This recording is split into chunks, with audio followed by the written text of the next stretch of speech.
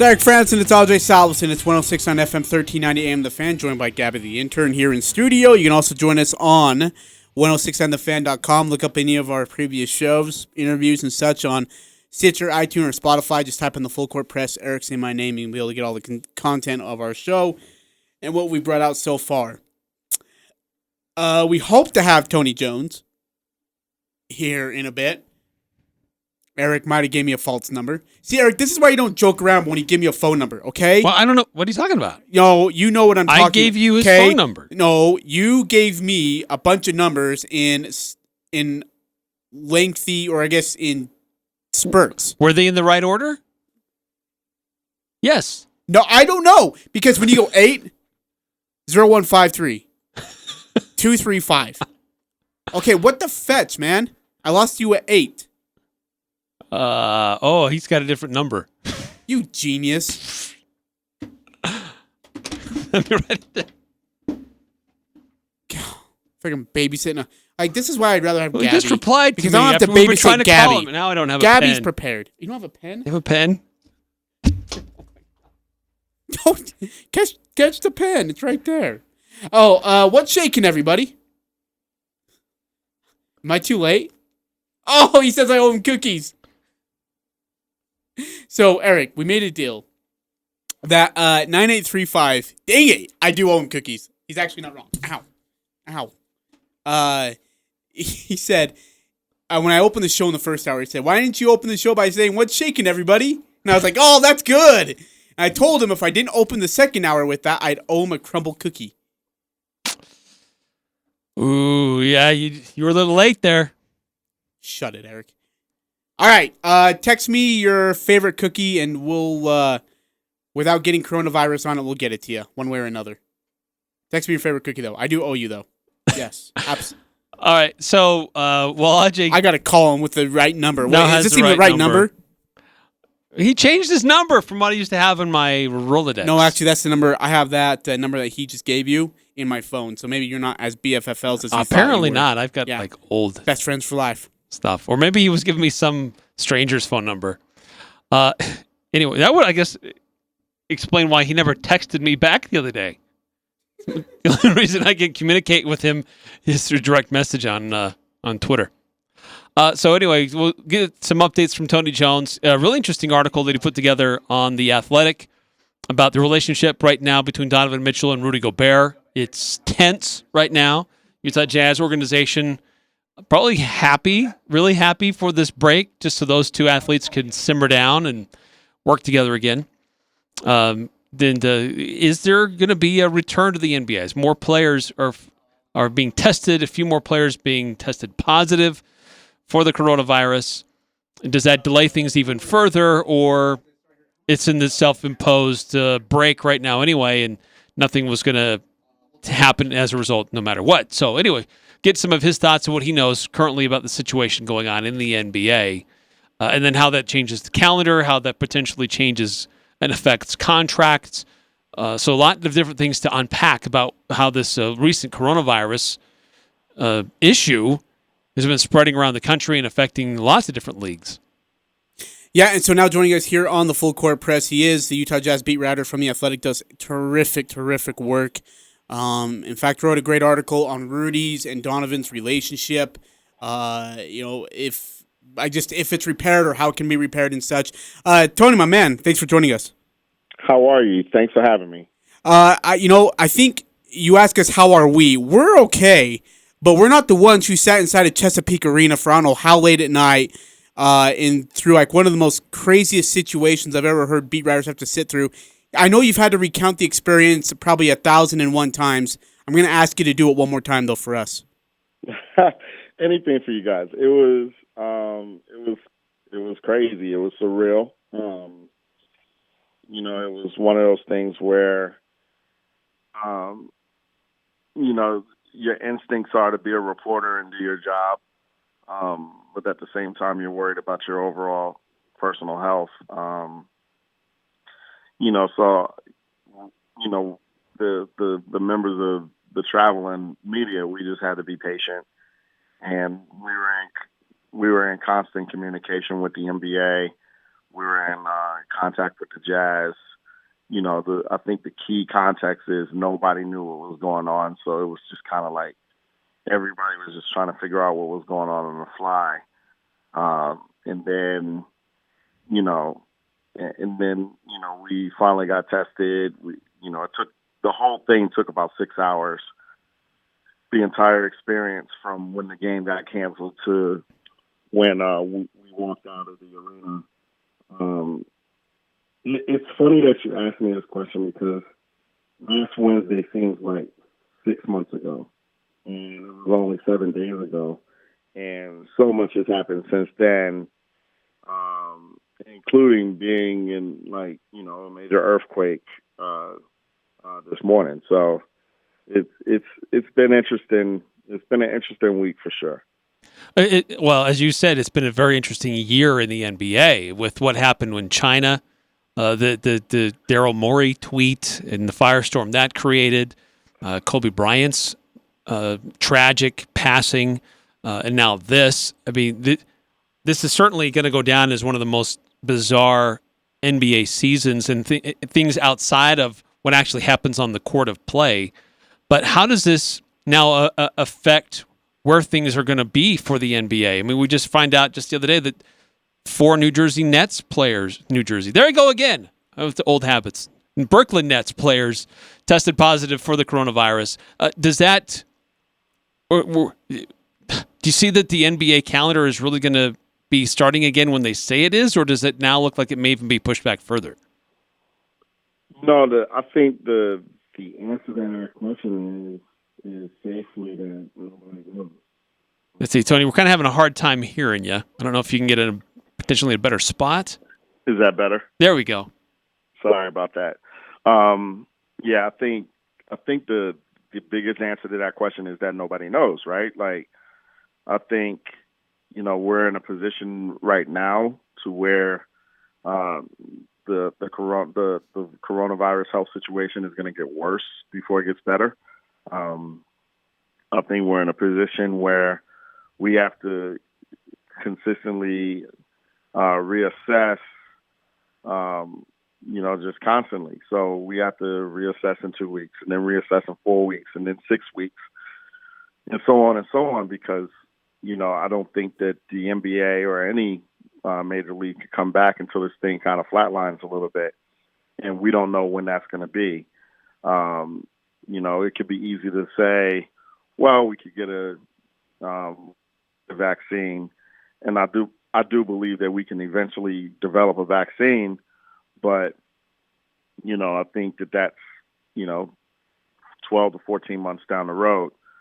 I know that the league and its owners, because of so much money at stake from so many different places, I know that there's hope that we can continue over the summer and get back to where we left off. But that's not anywhere near a guarantee. And I can honestly see a scenario where there's no NBA, and I can see a scenario where there's no NBA for the rest of the season, coupled with there's a delay to the start of next season. I mean, I think we have to realize how serious we're in with the coronavirus. This is something that I think the vast majority of Americans are going to be exposed to before we're finished. I want you to put you on your commissioner hat for just a moment. If and when this NBA season does resume, would you rather finish out the 18 regular season games, or do you just skip it, go straight to postseason, and move on? I have 2 answers to the question. Sure. I would rather play the 18 regular season games that are remaining, because if you go straight to the playoffs after guys haven't been playing, guys have been on playing Call of Duty for a month and a half, you're going to have some bad basketball, and you're going to expose guys to injury. But I think that best case scenario is if we come back mid to late June, or if we come back early July, you're just going to have to go straight to playoffs because it takes 2 months for the playoffs to be played. So if you come back mid-June, let's say you come back June 15th, you're still playing games. You're still playing games on August 8th, most likely. Okay? Around August 11th, that's when your schedule comes out for the new year. What do you do with the draft? What do you do with free agency? You could probably go with no summer league, so you could cancel that. What about the pre-draft process? What about the beauty of the NBA is that its regular season has become almost as intriguing and almost as busy in some spots as the regular season. Its off season has become almost as intriguing as the regular season. So there's a lot to having an NBA off season. So if you're still playing games on August 8th, you most likely have to delay the start of the 2020-2021 season, and whether you play 82 games or whether you play a shortened season there, you're going to have decisions to make there. So, I almost think that when you come back, you have to just come back and go straight to the playoffs and try to finish up as quickly as you can.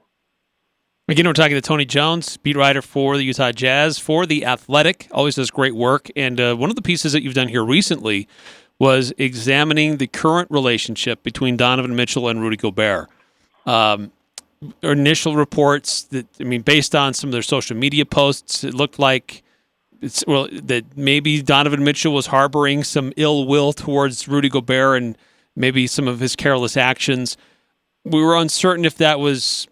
We were looking into things, if other people were trying to blow this up more than it really is. But based on some of the things that you've looked into, saying like there may be something there. Yeah, well, there's definitely something there. So it's just a matter of whether they can work through it and sit down and cooler heads can prevail. I tend to think yes.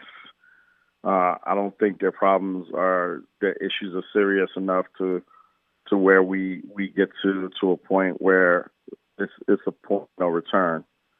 I do think that there's some hard feelings towards Rudy, not just from Donovan, but from others in the locker room.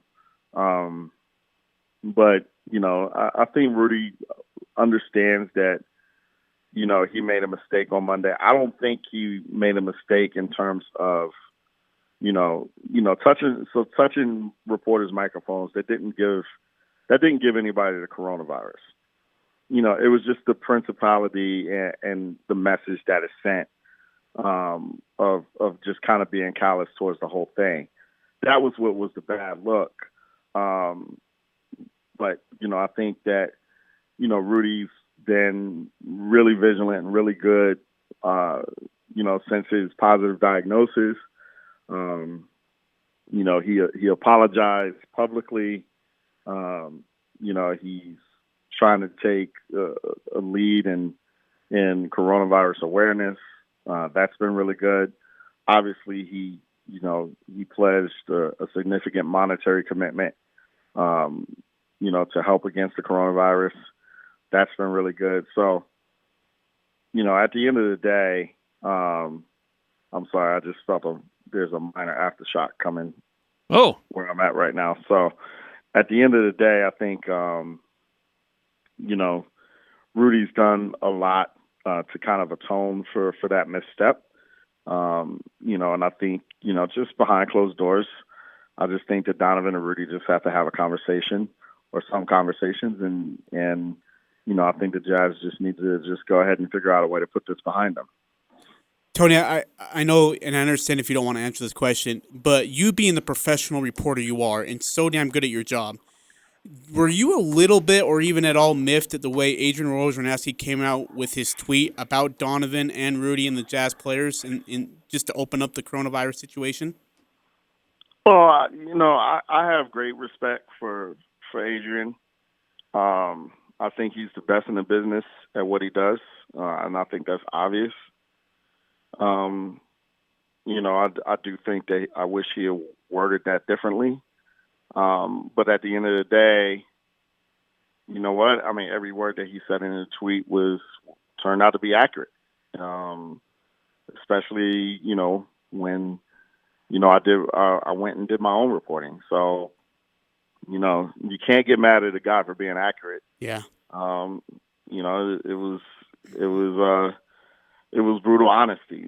Now, where I think the unfortunate part from that tweet is that it just set off such a firestorm to where Rudy got so beat up on social media that I think that part wasn't fair to Rudy because like I said before, he didn't give anybody the coronavirus by touching reporters' microphones.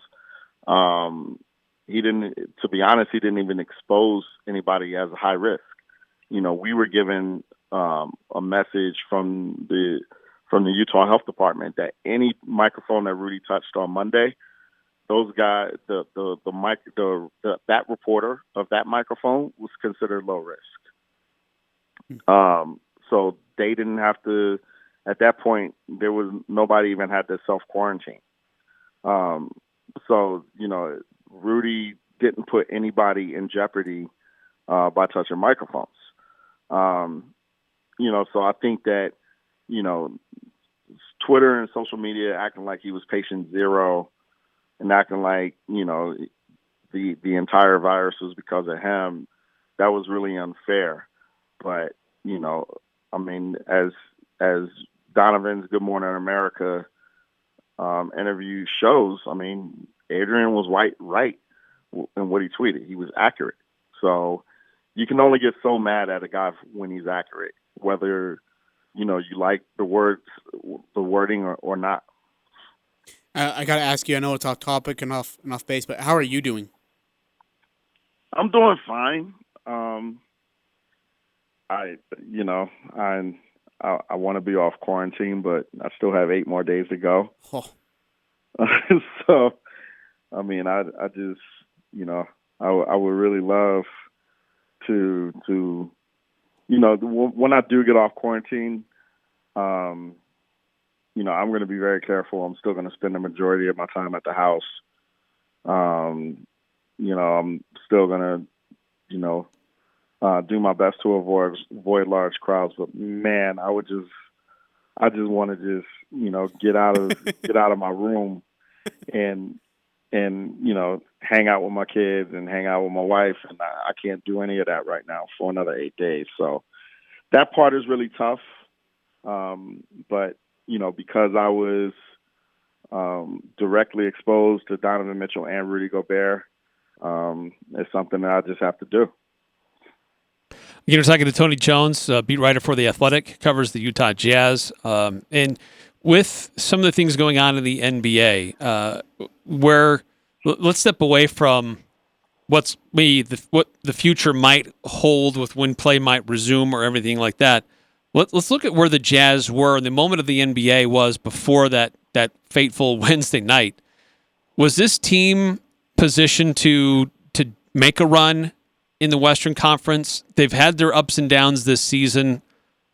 They were looking like maybe they could start to get things back on track, but then there was still some uncertainty with how that Toronto game played out.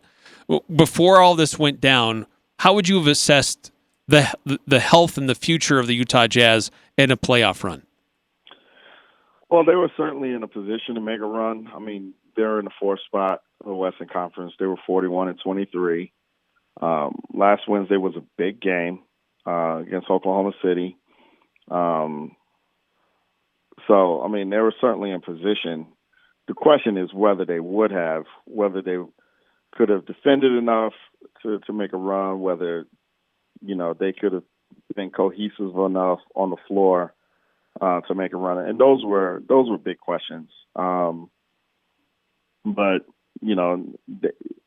they would have been in the middle of a pretty difficult schedule had things not got halted. There was Oklahoma City on Wednesday, They would have had the New Orleans Pelicans and Memphis Grizzlies over the weekend. They would have had a back-to-back against the Los Angeles Lakers. In fact, they would have been playing against the Los Angeles Lakers in Staples Center tonight. So, they would have certainly had their opportunity to prove that they could make a real run, or, prove that they were just one of those teams that were really good, but kind of a notch below the real contender. So it would have been interesting to see which way they would have gone. And I hope that we get a chance to see. I hope that we get a chance to see the remainder of the season for them. I know you're a big fan from a media standpoint of Sam Merrill and the Mia Shketa. Sam Merrill's historic 3 nights in Vegas. I don't know if you got to see the game or even see highlights. I watched my boy Sam. Don't get that twisted. That's my guy. I watched him. Well, he's obviously a big fan of you. He's putting it out on Twitter very much. A huge fan of you. The most famous person to reach out to him after the shot. How about that? Listen. Don't listen to that. I said that. Hey, I have no idea what he was talking about. Hey, I gotta ask you. You having your ear so close to the tracks in regards to NBA, is there a chance that Sam can make the league? Oh yeah. Is there teams involved interested in him? Do you know? I mean, you don't have to give specifics, but do you feel like teams will be interested in him and playing in the NBA? So, I know you have to be careful. This is, it's. I know that I will estimate that let's say this was a regular, like we didn't have any stoppages or anything, right? Yeah. I believe that he would have had at least 20 workouts. 20 workouts with at least 20 NBA teams. I talked to I talked to one of my scouting sources. I'm going to put this out there, not with the Jazz, just to be clear. And I asked about Sam, and he told me that he has no doubt that Sam could play in the NBA offensively. Just the question is defensively, who can he guard and what can he guard? But after watching him this year, the thought is that he can certainly play in the league offensively. Now, Sam's issue is that he is, what is he? Is he 24 or is he 25? He'll be 24 in 2 months. Right. So that's Sam's issue. That's his issue, and that's one of his issues. And his second issue is, he's got to prove that he can guard at that level. I think he can play point guard for 15 minutes a night in the league and be a solid backup, because he's so good off the dribble. He's so good in pick and roll. He can score in so many ways. He doesn't need the basketball to be effective. He can spot up and shoot. He could just do a lot of things. Just the question for him is, how does he guard his position? Is that, even with that fact that he's guarded guys like Malachi, he guarded their best perimeter player on the defensive side while handling the majority of, possessions on the offensive side. He guarded guys like Malachi Flynn, the Harris kid from Nevada, and they still wonder, though? I'm going to tell you, listen, I covered the WAC / Mountain West. I covered the NBA. It's unbelievable in the NBA how good these guys are. It's just like you watch it on TV and you say, yeah, these guys are really good. Watching these guys in person, these guys are unbelievable. I'll give you an example. Kyle Collinsworth is an unbelievable basketball player. Unreal. And he's a fringe NBA player. It's just really startling how good these guys are. So, I mean, and that's not to say that Sam won't be able to come in and guard. I'm just saying I don't think Malachi Flynn's ever playing a possession in the NBA, and I think he's pretty good. Okay. But it'll be. But like I said, it'll be interesting to see. Like workouts would have been. So Sam is in such a unique position, and I'll say the same thing for Yoli Childs of BYU, because what if there are no pre-draft workouts? They've already canceled Portsmouth. They're probably gonna cancel the combine, the draft combine. So for people like Sam and Yoli, seniors who have to, whose draft stock is probably going to be contingent on how they do in workouts and in the pre-draft process, there might not be a pre-draft process. So that's gonna put them in a really unique spot, and it's going to be a real issue for both of those guys. What about Nemish Queta? Do you think that he tested the NBA waters a year ago, decided to come back? Is he a future NBA talent? I think he's looked at as a future NBA talent. I think, obviously he's got, he's very, very athletic for a big. He's a very good rim protector. I think that he's got to extend his range to where he can consistently knock down the perimeter shot. He's just got to keep getting better. His physical tools are there, but his game, he's just got to keep getting better. I think he's probably going to declare for the draft because from everything I heard, he really wanted to come out last year, but he was advised by multiple teams to stay in school. But he's just a guy that needs to keep working on his craft, keep working on his game.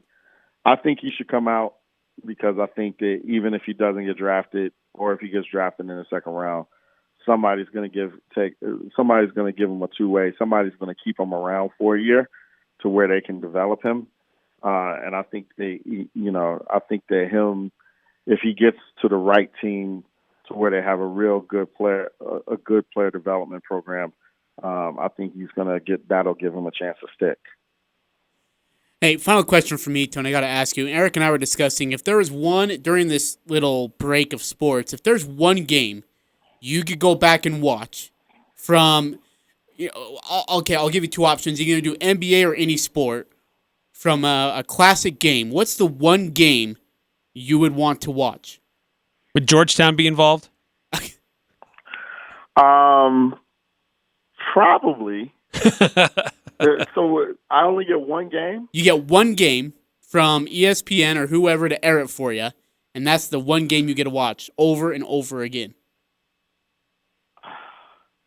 Okay, I can do this. Georgetown, North Carolina, 2007 regional final. Ooh. I've watched that one. I've missed this one. I was gone during this time. What was this game about? So that was when Georgetown went to the Final Four. That was, who was playing for Georgetown at the time? That was Jeff Green and Roy Hibbert. Oh, jeez. And my next one, I'm gonna pick one more just Go because ahead. I'm the guest. The customer's always right. You always get a +1. Yeah. Golden State, Cleveland, Game 7, 2016. Oh my gosh. Ooh. Is that, the LeBron block? Hey, I got to ask you, when you go back to the game, I was actually watching that game just the other day, and it still gives me chills. That whole entire fourth quarter just gives me chills. And I'm the biggest homer for Michael Jordan. Always have been, always will be. But watching LeBron in that fourth quarter just spins your head sideways and makes you rethink things in that regard, doesn't it? I mean, it didn't make me rethink things. You're already on the train. I was already on LeBron is as good as Michael Jordan train. He just needs a couple more titles to really stake a claim. But just LeBron just kind of dominating that game, and Kyrie obviously making the big shot. LeBron having a 30-point triple double. Draymond Green almost having a 30-point triple double. Cleveland coming back from double digits down. The block on Iguodala. Nobody could score in the final 3 minutes, and it wasn't because it was bad basketball. It was just because the defenses were both that good. It was one of the classic games in NBA history. So I would definitely watch that one. But why over Jordan? Jordan was 6-0 in finals. I'm sorry, but I got to have this conversation with you live on air since I've got you. 6-0 in finals. Barkley, Stockton and Malone twice, Gary Payton, Magic Johnson, all are victims of this list. Why LeBron? So I'll ask you two questions. Please. How many finals appearances did Jordan go into of those 6 where the Bulls were not the significantly better team? Fair. I still think the Lakers. 0. The Lakers in 90? The Lakers in 90 had a hobbled James Worthy. They had Magic Johnson, who was still good. But, like Terry Teagle was in that rotation. Vlade Divac was in the rotation. The Bulls were better. They were much better. They were much better than the entire league. So so my thing is, and this is beyond Mike, because obviously Mike is the best player. He deserves all the accolades. And we're taking like LeBron out. LeBron's the best player. He deserves all the accolades. How many finals of the 9 that LeBron's made that he's gone in where he's been the better team? Oh, 0. Wait, well, I guess 3. Sorry. 3. There's been a couple. I would say 2. Miami. When he was with the Heat. Miami, Dallas in 11, and Miami, Oklahoma City in 12. I think the Spurs in 13 were the better team. They were slightly better. They were much better in 14. And then every other finals, like LeBron was the significant underdog. So I would definitely agree with that.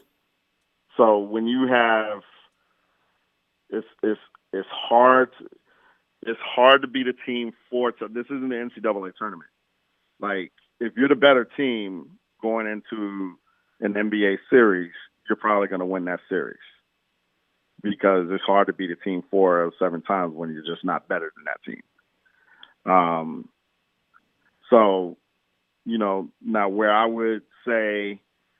would ding LeBron is he lost one of his finals where he was definitely the better team. Like, he was definitely the better team in 2011. They lost those finals. If you want to put Jordan over LeBron in one area, when Jordan was the better team, when Jordan had the better team, Jordan never lost. Now, when he didn't have the better team, he did lose. But that was always before the finals, so nobody ever talks about it. But you could probably argue that Jordan also had better coaching. Jordan always had better coaching. It's not even a question. Yeah. Speaking of coaching, Phil Jackson. Speaking of coaching, got a text that came in. Curious about your opinion about Ewing with Georgetown. Is he the right guy? I like him. I think he had a real setback this year where the entire program transferred out.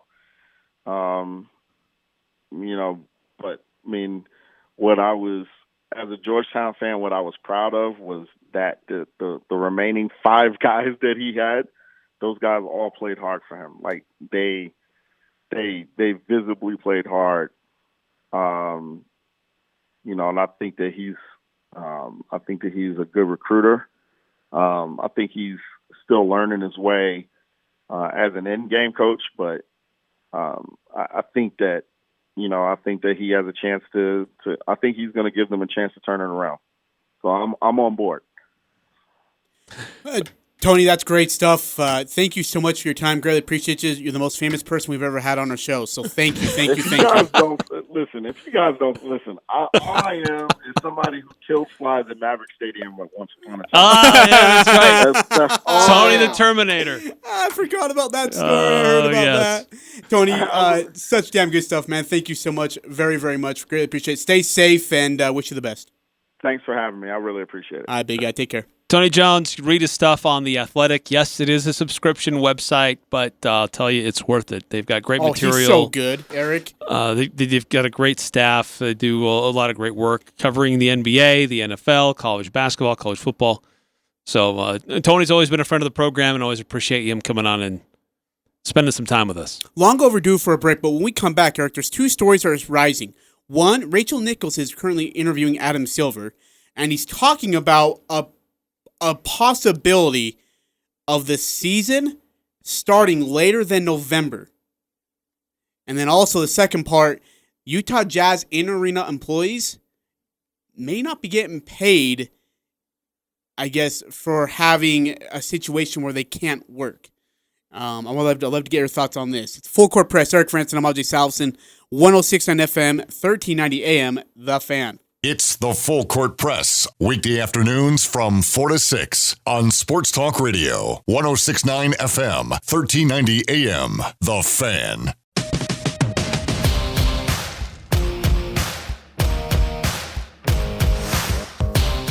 Eric Frandsen, Ajay Salvesen, Gabby the intern in the house, and a Full Court Press on a Wednesday for you, March 18th, 5:40 your time.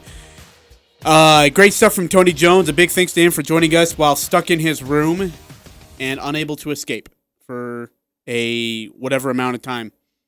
By the way, just a really quick note for you. If you're looking for any good content from ESPN, they don't have any. Nope, doesn't look like it. Evansville versus Kentucky at 9. Villanova and Penn is a replay at 11:30 if you're interested in Villanova at Penn.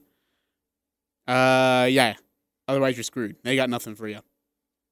Eric, Rachel Nichols is currently interviewing Adam Silver, and there's a couple of things that he came out with that was really, really interesting, and now I just lost it too, by the way, about the season starting at Christmas time.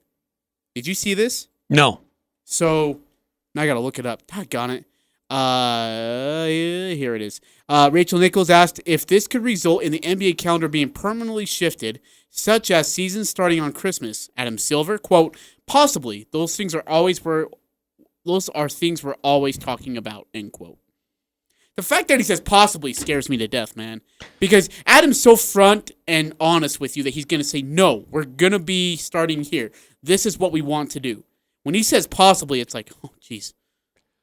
I know that the NBA has been looking at significant ratings declines this year. It's not been a good year for the NBA. It was talked about with Tony, the international fiasco because of one executive's tweet about what was going on in Hong Kong. Cost the league tens of millions, hundreds of millions of dollars. The ratings have not been good this year. No. The NBA has not done a good job of Why haven't the NBA finding new players to pump up, because you had Kevin Durant out, you had Steph Curry out, Kyrie Irving's out. Yeah, so but can we find other guys besides Alex Caruso? Like, I feel like we heard very little about Rudy Gobert.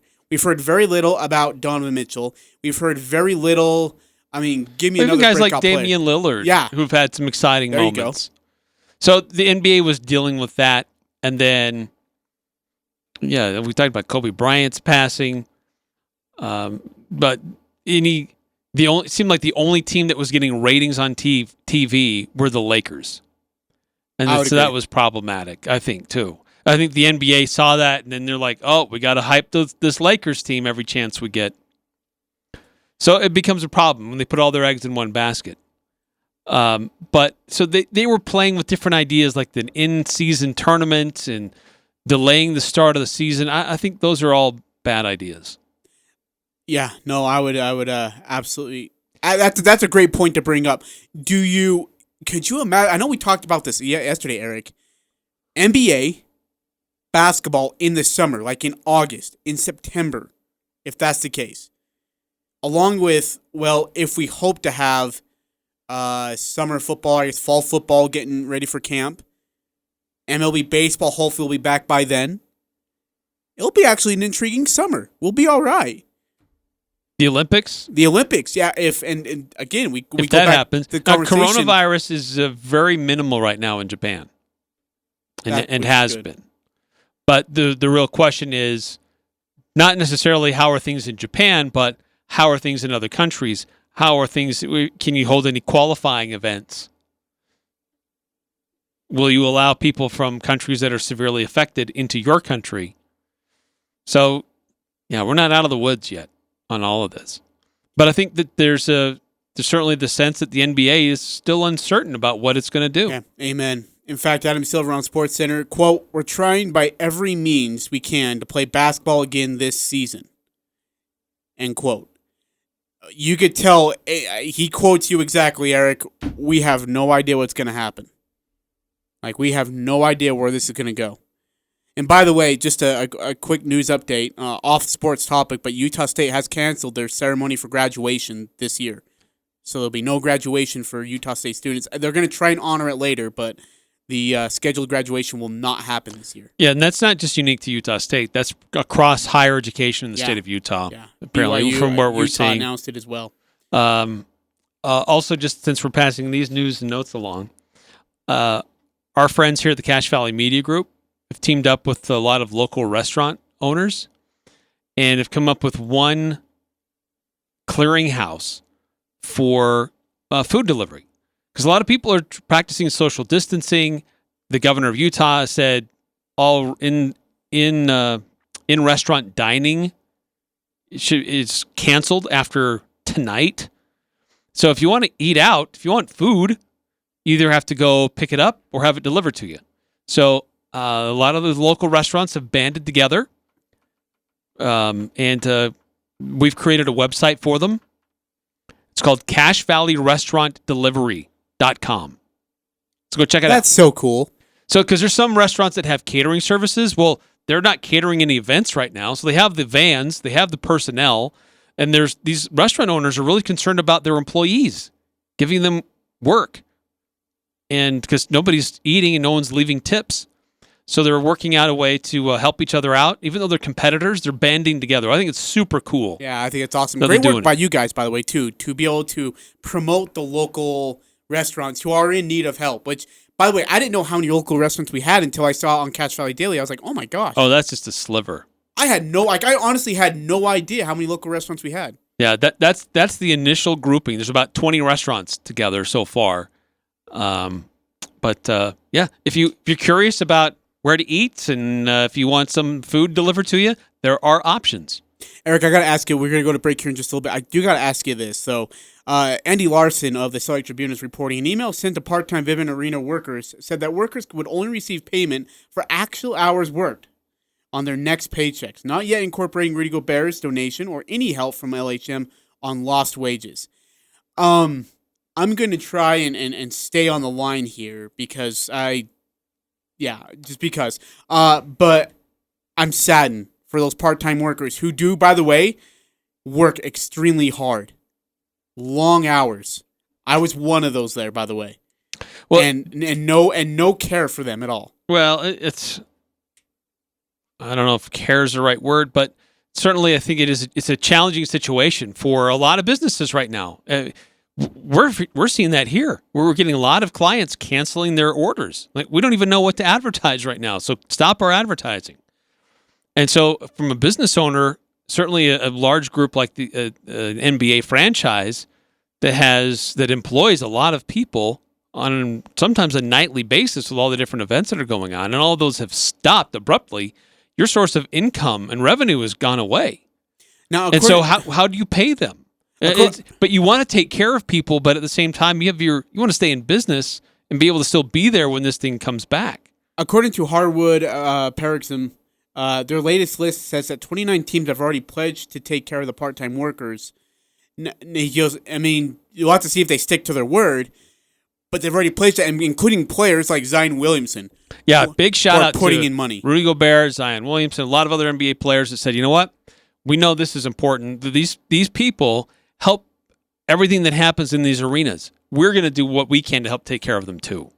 Now there are organizations like the state of Utah has different programs in place that if you are affected by this downturn, if your job is directly affected to coronavirus cutbacks, then there are some ways to get assistance. But it is cool to see that some organizations are stepping up and saying, you know what, we're still going to take care of our people. It's unfortunate the Utah Jazz maybe not doing that as much as they could, but it's great to hear that others are stepping in to help where they can. We're going to take a break. Coming back with our stat that blew our mind and our player of the week. We're 2 days late, but who cares? We'll be back with that and more on the Full Court Press. It doesn't matter who you root for. The Full Court Press has all the high school sports covered. The Full Court Press. Connect with us on Facebook, Twitter, and online at 1069thefan.com.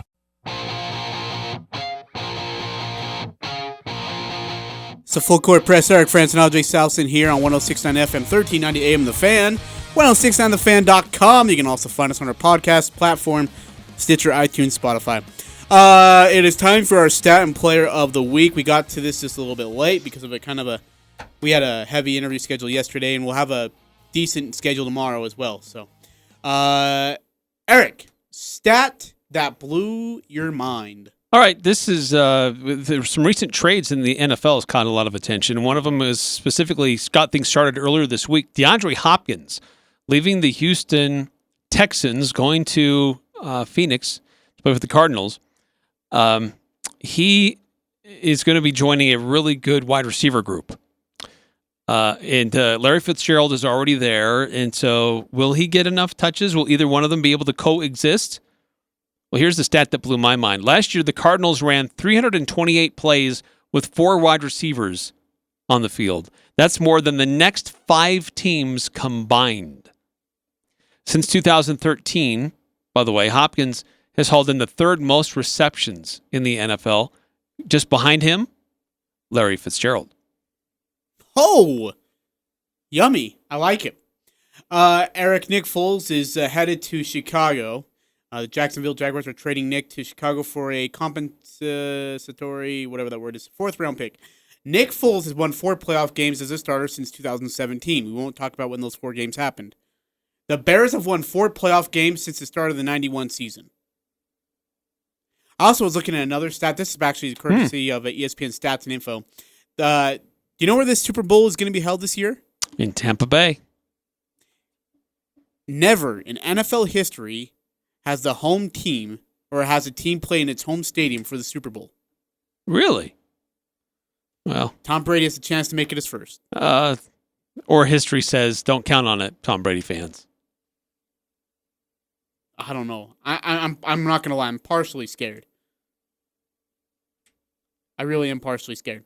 Who is your player of the week? My player of the week is Rudy Gobert. Spicy. Give me it. Because of him being tested positive, it created a dramatic shift in America's consciousness. Adam Silver, even today, saying if that wouldn't have happened, there were a lot of young people who were not taking the necessary precautions to take this seriously. It canceled the NBA, it canceled delayed Major League Baseball, NHL, the NCAA tournament. He got a lot of grief, but I think we should be giving him a lot more props, especially in the wake of what's happened after the fact and how he's handling it and stepping up to the plate, trying to help other people and raise awareness and giving of his own cash to help out.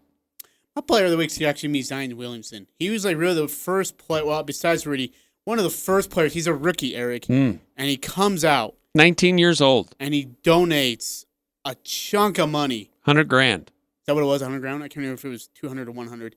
To New Orleans staff workers who are going to be losing hours. Loved it.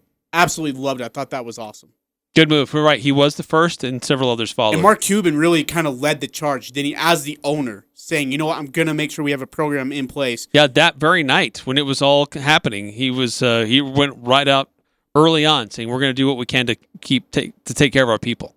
If you want to find our show today, we'll have it on our podcast, Stitcher, iTunes, and Spotify. You'll also have the Tony Jones interview separate from the shows in case you just want to listen to the interview itself. Coming up tomorrow, Bob Sochi of the New England Patriots will join us on the Full Court Press to talk about the Patriots' stance in a situation in which you're looking for a quarterback for the first time in 20 years. For Gabba the Intern, Eric Frandsen, I'm Ajay Salvesen. You've been listening to the Full Court Press on 106.9 FM, 1390 AM, The Fan.